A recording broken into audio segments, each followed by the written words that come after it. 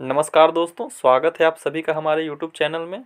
दोस्तों, हमारे पास 3 अलग-अलग जगहों के आरटीआई रिप्लाई हैं जो हम आपको इस वीडियो के माध्यम से दिखाना चाहते हैं। सभी में एक ही क्वेरी की गई थी कि इन सभी वर्कशॉप में, इन सभी डिविजन्स में कितने कैंडिडेट्स को इम्पैनल किया गया था और कितने कैंडिडेट जो हैं रिपोर्ट किए हैं। तो आप समझ सकते हैं कि ये सभी आरटीआई रिप्लाई जो है स्टैंड बाय कैंडिडेट्स के लिए मददगार हो सकते हैं, ताकि उन्हें एक अनुमान लगे कि एक्चुअली कितने कैंडिडेट हैं जो रिपोर्ट नहीं किए हैं और उनकी कितनी ज़्यादा संभावनाएं बन सकती हैं। तो चलिए देर ना करते हुए हम सीधा अब उन आरटीआई रिप्लाई को देख लेते हैं। तो ये देखिए, ये पहली आरटीआई है जो कि जमालपुर वर्कशॉप से आई है। इसमें पूछा गया था कि आरआरबी जेई CN 03 2018 वाली वैकेंसी में आरआरबी कोलकाता के लिए जमालपुर वर्कशॉप में कैटेगरी नंबर 14 से लेकर के 67 तक, मतलब कि इलेक्ट्रिकल, मैकेनिकल, इलेक्ट्रॉनिक्स वाले ग्रुप के किसी कैंडिडेट ने क्वेरी किया होगा। तो उन्होंने अपने लिए उसमें पूछा था कि 14 से लेकर के 67 तक में टोटल कितने कैंडिडेट रिपोर्ट किए और कितने कैंडिडेट अब्सेंट हैं, और टोटल कितने कैंडिडेट के लिए पैनल रिसीव किया गया था जमालपुर वर्कशॉप द्वारा। तो इसी के जवाब में यहाँ से रिप्लाई आया है। इन्होंने तीन कैटेगरी का डेटा दिया है, जेई वर्कशॉप, जेई ड्राइंग और जेई इलेक्ट्रिकल का। मतलब कि 38, 16 और 55 कैटेगरी नंबर की डिटेल इन्होंने भेजी है। तो आप यहाँ देख सकते हैं स्क्रीन पे कि टोटल 87 जेई वर्कशॉप में, 3 जेई ड्राइंग में और 6 टोटल जेई इलेक्ट्रिकल में पैनल रिसीव किए गए थे जमालपुर वर्कशॉप में। और यहाँ पे आप डिटेल वाइज देख सकते हैं, हर कम्युनिटी वाइज भी दी गई है पूरी डेटा, तो आप यहाँ देख सकते हैं।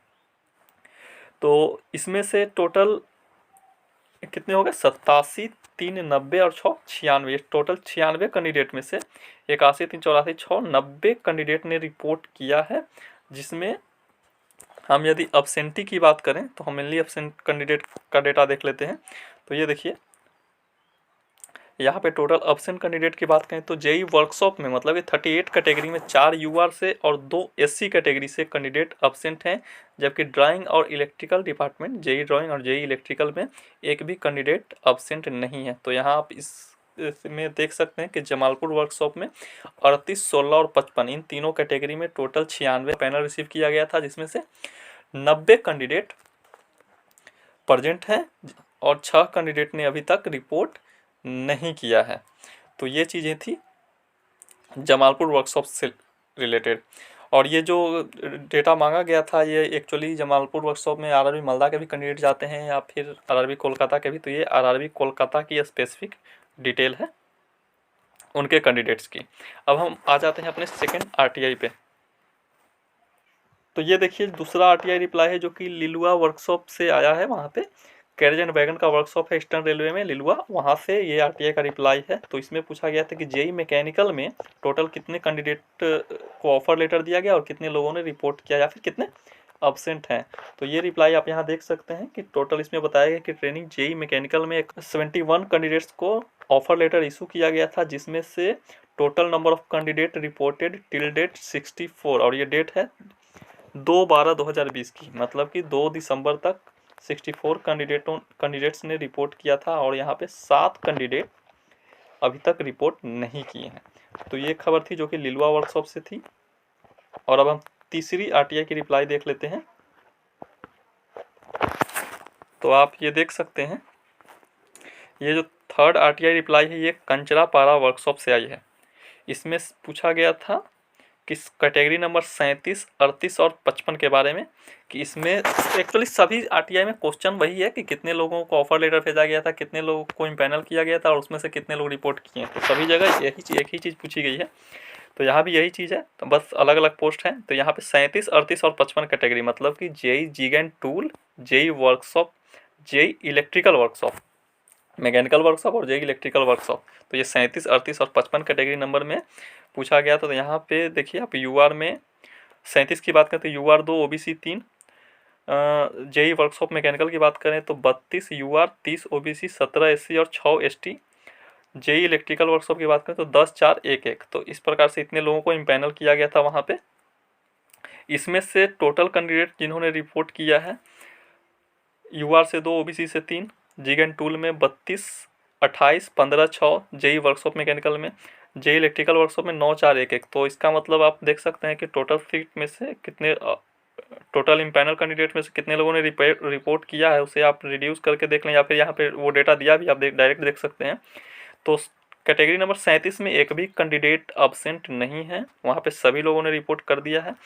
Category number 38 JE workshop mechanical में ओबीसी में 2 कैंडिडेट अब्सेंट हैं और एससी में 2 कैंडिडेट अब्सेंट हैं। वहीं इलेक्ट्रिकल वर्कशॉप में यूआर से 1 कैंडिडेट अब्सेंट है। तो टोटल यहाँ पे आप देख सकते हैं कि 5 कैंडिडेट हैं जो कि रिपोर्ट नहीं किए हैं, जबकि टोटल कैंडिडेट्स की संख्या कितनी थी आप यहाँ देख लीजिए। 5 इसमें जीगन टूल में, उसके बाद 32, 30, 62, 17, 79, 6, 85, 85 और 5 कितने हो गए 90, 90, 10, 100, 4, 5, 6 मतलब 106 में से कितने कैंडिडेट यहाँ पर रिपोर्ट नहीं किए, 5 कैंडिडेट ऐसे हैं जो रिपोर्ट नहीं किए हैं। और ये कंचरापारा वर्कशॉप की डिटेल है जो वहाँ से आई है। तो ये आप देख सकते हैं, ये 3 आरटीआई और सभी जो है लेटेस्ट ही। आप देखिए कि यहाँ पे डेटेड 27/11 को अपील की गई थी और ये आई कब की है 18 दिसंबर 2020 को ये आरटीआई का रिप्लाई वहाँ से भेजा गया है। तो आप देख सकते हैं कि ये सारी आपकी आरटीआई रिप्लाई काफ़ी लेटेस्ट हैं और ये 3 जगह से मेरे पास जो रिपोर्ट आई थी अलग अलग सोर्स से, तो वो मैंने आपको अपने वीडियो के माध्यम से दिखलाया।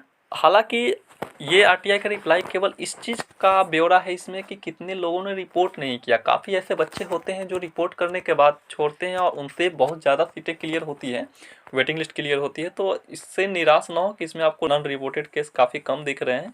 ये होते हैं, काफ़ी लोग रिपोर्ट कर देते हैं क्योंकि जब तक कोई दूसरा सिक्योर सेफ जॉब कंफर्म उनको मिल नहीं जाता है तब तक वो लोग ज्वाइन किए हुए रहते हैं। जैसे ही उनको दूसरे की ज्वाइनिंग लेटर आती है तब जाकर के इसको छोड़ते हैं। तो इस प्रकार से ऐसा नहीं है कि यहाँ केवल इसी से क्लियर होगी, इसके बाद 1 साल का ट्रेनिंग पीरियड इसके बीच में बहुत लोग होते हैं जहाँ जो अलग अलग जगह पे सेटल होते हैं, क्योंकि इसमें बहुत बीटेक वाले कैंडिडेट्स हैं, एमटेक तक काफ़ी लोग हैं। तो चांसेज होते हैं कि बहुत अच्छे जगह पे ये लोग प्लेस्ड हों। डिप्लोमा वाले को तो चलिए ज़्यादा विकल्प नहीं है, फिर भी वो अपने स्टेट के इलेक्ट्रिसिटी बोर्ड वगैरह में जाते हैं। तो अदर जगह पे ये लोग जैसे ही सेटल होंगे आप लोगों की वेटिंग क्लियर होती है, तो परेशान होने की ज़रूरत नहीं है। कम है, हम मानते हैं कम है, लेकिन ये उन लोगों का आंकड़ा है जो केवल डायरेक्टली रिपोर्ट ही नहीं किए हैं। तो इसके बाद एक्चुअली 2-4-6 महीने के अंदर ट्रेनिंग के अंदर अलग अलग जगहों से रिजल्ट आनी शुरू होती है, तो उसके बाद भी बहुत चांस होते हैं कि आपकी वेटिंग क्लियर हो। या तो फिर कई लोगों के रिजल्ट आ भी गए होंगे, तो जब तक ज्वाइनिंग नहीं होती है तब तक कोई भी छोड़ना नहीं चाहता, रिपोर्ट कर देते हैं सेफली। कोई भी अपना सेफ्टी देखता है, तो इस हिसाब से तो परेशान नहीं होइए और उम्मीद है कि काफ़ी हद तक वेटिंग क्लियर होगी। और वैसे भी कोई 2 साल हो गए न्यू वैकेंसी आए हुए और अभी भी 1-2 साल तक किसी नई वैकेंसी की कोई उम्मीद नहीं है, तो ऑब्वियसली है कि इंडेंटिंग क्रिएट होने की पूरी संभावना है। जो ज़रूरत होगी और वेटिंग से ही ली जाएगी। ऑब्वियस आप लोगों की डीबी हो चुका है, मेडिकल हो चुका है, तो बोर्ड जो है उसको वर्कआउट कम करना पड़ेगा। उसको काफ़ी ज़्यादा मेहनत होता है न्यू रिक्रूटमेंट क्रिएट करने में। तो कोशिश करें कि जहाँ से ज़्यादा आप लोगों में से ऑब्जर्व किया जाए, उसके बाद ही न्यू बहाली की संभावनाएं होंगी। तो ठीक है, आशा करते हैं कि हमने जो दिखाया है आप लोगों के लिए हेल्पफुल हुआ हो। ओके, धन्यवाद।